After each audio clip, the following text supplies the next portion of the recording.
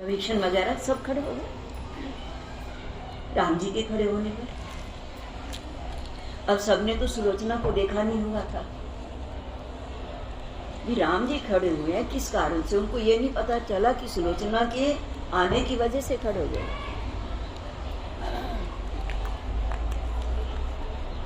राम ने देखा, सती को प्रणाम किया, सुलोचना को। सुलोचना ने राम जी का जी भर के दर्शन किया।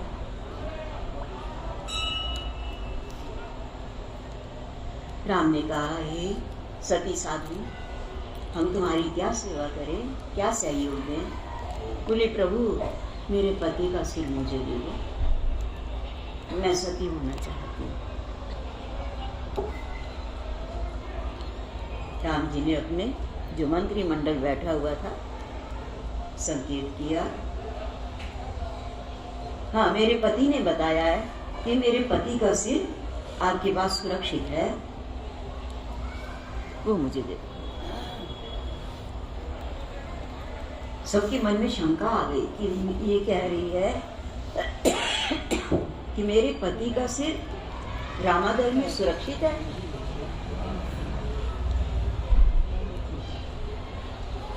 मेरे पति ने मुझे बताया कि मेरे पति का सिर रामादल में सुरक्षित है। बोले, मरने के बाद उसने कैसे बताया जाकर। सुलोचना ने कहा, उनकी भुजा मेरे आंगन में गई और उस कटी भुजा ने लिख करके कहा। सब एक दूसरे की तरफ देखने लगे कि कटी भुजा कैसे लिख सकती है, कलम कैसे लिख सकती है बिना लेखक के। सब कहने लगे झूठ बोल रही है, किसी ने बता दिया हो। राम ने सती धर्म, पतिव्रत धर्म का पालन करने वाली सुलोचना जी की और देखा, कहा, बेटा अपने सतीत्व की ताकत को इनको दिखाओ। बानर आपस में बोल रहे थे, रीछ बानर, जामवंत वगैरह सभी थे, बुजुर्ग लोग भी थे। उन्होंने कहा, प्रभु ये अगर कटी भुजा लिख सकती है तो कटा सिर भी तो हंस सकता है, ये हंस के दिखा दे। तो सुलोचना ने कहा, हंस दे मेरे सिरताज के सिर। हे मेरे सिर के सिरताज, आज तू हंस करके दिखा दे और मेरी सती की ताकत को इनको दिखा दे। संसार गीत गाएगा इस बात का, संसार जानेगा कि सती के अंदर कितनी ताकत होती है। और उसी समय रामादल के अंदर वो सिर था और मेघनाथ जोर से खिलखिला करके हंसा। उसे हंसा और साथ साथ एक शब्द बोला, कहने लगे, लक्ष्मण भैया तुम गर्व न करना, अभिमान न करना। मेरी जो हार हुई है वो तुम्हारी द्वारा नहीं हुई, तुम्हारी वजह से नहीं। तुमने मुझे नहीं हराया, तुमने मुझे नहीं मारा है। ये दो सतियों का सत लड़ रहा था। इधर मेरी पत्नी सती है, पतिव्रता है, पूर्ण पतिव्रता है, उसमें कोई संदेह नहीं है। परंतु तुम्हारी तरफ दो सतियों का सत था। एक जानकी बाजी लगा करके बैठी है, चंद्रहास और मम परितापम रघुपति विरह अनल संजातम, कि प्रभु के विरह की आग से मैं अपने आप को जला सकती हूँ या चंद्रहास के द्वारा जीवन खत्म कर सकती हूँ, परंतु तेरी भुजा मेरे साथ मेरे पास नहीं आ सकती है। वो जानती है। और दूसरा सुलोचना, जिस समय लक्ष्मण भैया युद्ध के लिए, वनों के लिए चलने लगे तो मन में डर रहे थे कि सुलोचना से आज्ञा तो लेके जाऊं, देखूं क्या करेगी, कहीं रोक ना ले। सुलोचना को पता चल गया था, उर्मिला को पता चल गया था कि राम जी को वनवास हुआ है और भरत ये लक्ष्मण जी भी साथ जाने के लिए तैयार है। उनके आने से पहले बड़ा दिया जलाया, दिया तैयार करवाया। लक्ष्मण जी ने जैसे उर्मिला के गृह में प्रवेश किया, स्वागत किया, सम्मान किया कि आज मैं बड़ी गौरवशाली हूँ कि मुझे ऐसे पति मिले जो भाई को माता, भाई को पिता और भाभी को माँ समझ करके उनकी सेवा के लिए जा रहे हैं वनों में। मैं स्वागत करती हूँ आपका। तिलक किया, माला पहनाई। बोले स्वामी, मैं साथ जाने की बात तो नहीं कहूँगी, परंतु ये ज्योति है इसको प्रज्वलित कर दो। मैं ये समझूंगी कि वनों में आप सब सुरक्षित हैं। जिस दिन ये दिया बुझाएगा तो मैं समझूंगी कोई आपत्ति आई है, जब ये हिलेगा तो मैं समझूंगी आपत्ति आई है, और बुझ गया तो समझो जीवन में कुछ जीवन हानि हुई है। मैं भी उस दिन अपना जीवन पूर्ण कर दूँ।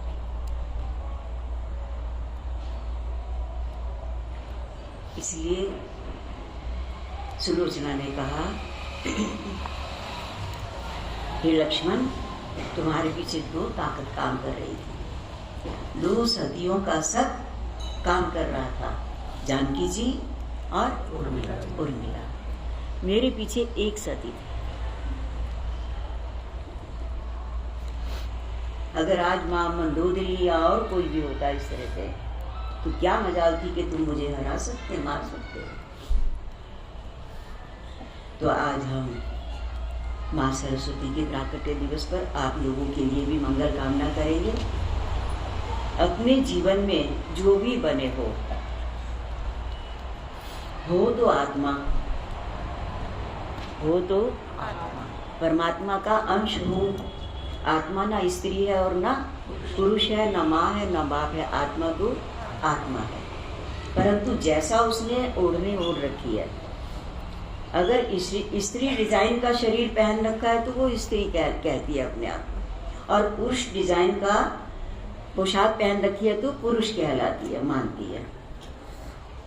और इसी तरह से जब स्त्री और पुरुष के जैसा भी चोला पहन रखा है, प्रभु ने पहनाया है, उसके बाद से जैसे जैसे आपने नाते जोड़े हैं, जिनके साथ भी कुछ प्रभु ने जोड़े, माता पिता को प्रभु ने बनाया, कुछ इंसान ने जोड़े जैसे पति इत्यादि, या धर्म के भाई हैं, धर्म के पिता हैं, धर्म की माँ है? तो चाहे आपने जोड़े चाहे प्रभु ने जोड़े, प्रभु से प्रार्थना करना, माँ सरस्वती हमें ऐसी सद्बुद्धि दो, ऐसी सद्बुद्धि दो कि हम जो भी नाटक खेलें वो पूरे मंजिल तक, ऊंचाइयों तक पहुँचे। हमारे जीवन में जो अपने कर्तव्य कर्म का पालन करता है उसकी तरफ ठाकुर होते हैं, और जिसकी तरफ ठाकुर होते हैं, यत्र योगेश्वर कृष्णो यत्र पार्थो धनुर्धर तत्र श्री विजयो भूतिर ध्रुवानिर्मते। उसके पास सब कुछ है, श्री भी है, लक्ष्मी भी है, विजय भी है, सद्बुद्धि भी है, सब कुछ है, सारा जहान उसके पास है, सामान और सम्मान सब उसके पास है। इसलिए चरित्र की रक्षा हमने, चाहे वो पुरुष हो या स्त्री। भगवान ने चरित्रहीन पुरुष की भी हत्या कर दी। रावण भले ही ब्राह्मण था, चरित्रहीन होने की वजह से हत्या कर दी। परवाह नहीं की कि मुझे ब्रह्म हत्या लगेगी, मारा, कुल सहित खत्म कर दिया। चाहे पुरुष हो, मूल राक्षस से बहुत है, हम ज्यादा आगे ना बढ़े, है? पुरुषों को भी चाहिए अपना चरित्र संभाल के रखो, और देवियों को चाहिए अपना चरित्र। हाँ, एक केवल पति के, बाकी सब क्या है, बराबर के हैं तो भाई हैं, छोटे हैं तो बच्चे हैं, और बड़े हैं तो पिताजी है, बाबूजी है। फिर नियत खराब, किसी की भी अपने भाई के प्रति नियत खराब नहीं होती, विचार खराब नहीं होते, पिता के प्रति नहीं होते, बच्चों के प्रति भी विचार खराब। इसी तरह देवियों को भी चाहिए, जो अपनी उम्र की हैं के पुरुष हैं, भाई हैं, भाई साहब, और जो छोटे हैं वो बच्ची, बच्ची समझो। और जो बड़े हैं, अपने से भी उम्र के बड़े, वो बाबूजी हैं, पिताजी। तो आपके विचार कभी भी खराब नहीं होंगे, कभी भी खराब नहीं होंगे, कभी भी खराब नहीं होंगे। अपने पिता के प्रति किसी के विचार खराब नहीं होंगे, अपने भाई भतीजों के प्रति किसी के भी विचार खराब नहीं। इसलिए कहा स्त्री के लिए पूरी सृष्टि में एक ही पति होता है, बाकी सब भाई भतीजे बाप। इसी तरह से पुरुषों के लिए एक ही पत्नी होती है, बाकी सब बहन बेटी और माँ इत्यादि होती हैं। ऐसे ही विचारों को लेकर के हमने जीवन लीला समापन करनी है। बोलो सच्चिदानंद भगवान। तो सरस्वती मैया हमें सद्बुद्धि प्रदान करें, हम जीवन के पथ पर दौड़ते हुए चलें।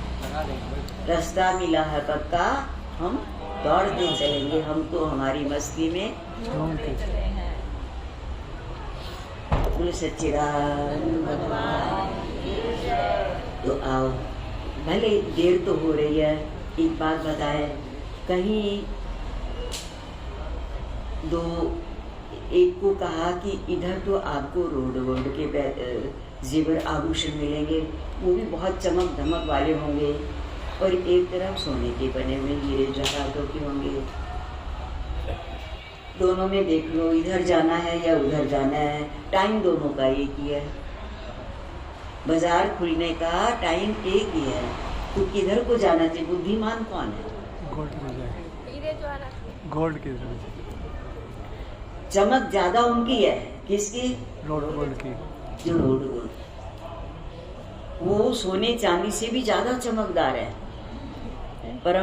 परंतु जो बुद्धिमान है वो क्या करेगा? कहेगा ये चमकदार तो बहुत है, खूब खुशबू है इसमें, खूब सुगंध वो है, अच्छा है, सुंदर है, आकर्षक है, परंतु इसका मिलेगा कुछ नहीं, टूट जाने पर, खो जाने पर इसके बदले में मिलेगा कुछ नहीं। और जो सोने चांदी का है वो खूब पहनो भी, और टूट भी जाए तो बेच लो, फिर पैसे मिल जाएंगे। इसी तरह से जो व्यवहारिक जीवन है, व्यवहारिक जीवन से जो कुछ भी हमें मिलेगा वो इसी जन्म तक तो काम आ जाएगा। क्या मरने के बाद भी उस सामान को, उस मकान को, उन वस्त्रों को पहनने के लिए आएंगे क्या? या रहने आएंगे, या उन बच्चों से सेवा लेने आएंगे? उनकी मर्जी है, करे पिंडदान भी करें ना करें।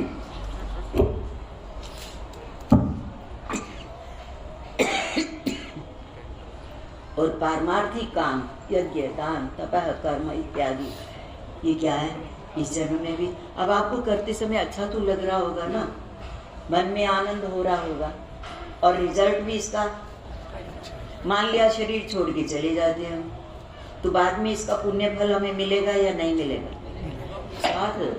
साथ साथ जाएगी ये गाड़ियाँ, पुण्यों की गाड़ियाँ, गठड़ियाँ साथ साथ, सिर पे उठानी नहीं पड़ेगी, पीछे पीछे आपके भागेंगे। तो इसलिए अगर थोड़े व्यवहार में भी कमी हो जाए, है ना, यहाँ देर हो रही जैसे पूजा पाठ में, तो परवाह न करो, यहाँ की बात नहीं कहीं की। पूरे सच्चिदानंद